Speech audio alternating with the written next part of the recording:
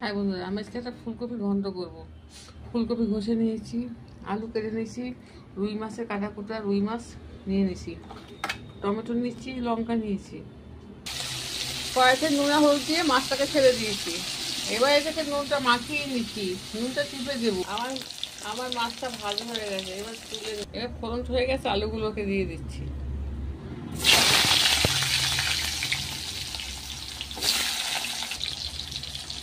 আলুটাকে দিয়ে দিলাম।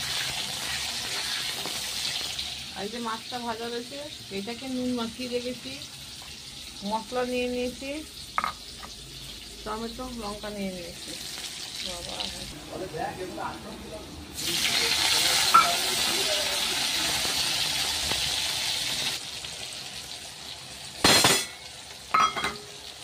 মশলা কষা হয়ে গেছে, একটু ভাজা মশলা দিয়ে দিচ্ছি, দিয়ে কপিটা দেবো। ফুলকপিটা দিয়ে দিলাম, দেখুন এই যে মাছটা দিয়ে দিলাম কপির ঘন্টার ভিতরে। পরে দেখাচ্ছি, অনেক বড় হয়ে যায় না ভিডিও, হয়ে যায় তো। এই দেখুন ঢাকাটাকে খুলে দিলাম।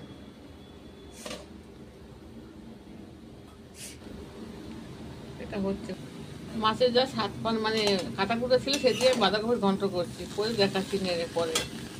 একা তো ফোন ধরে করা যায় না, না। আমার বাঁধাকপির ঘন্ট হয়ে গেছে, দেখুন বাঁধাকপি ঘষে এবার নামিয়ে দেবো। আমার কপি ঘন্ট হয়ে গেছে, রুই মাছের কাটা কুটা দিয়ে দেখুন দেখতে কিরকম হয়েছে। ভালো লাগলে লাইক শেয়ার করবেন আপনারা।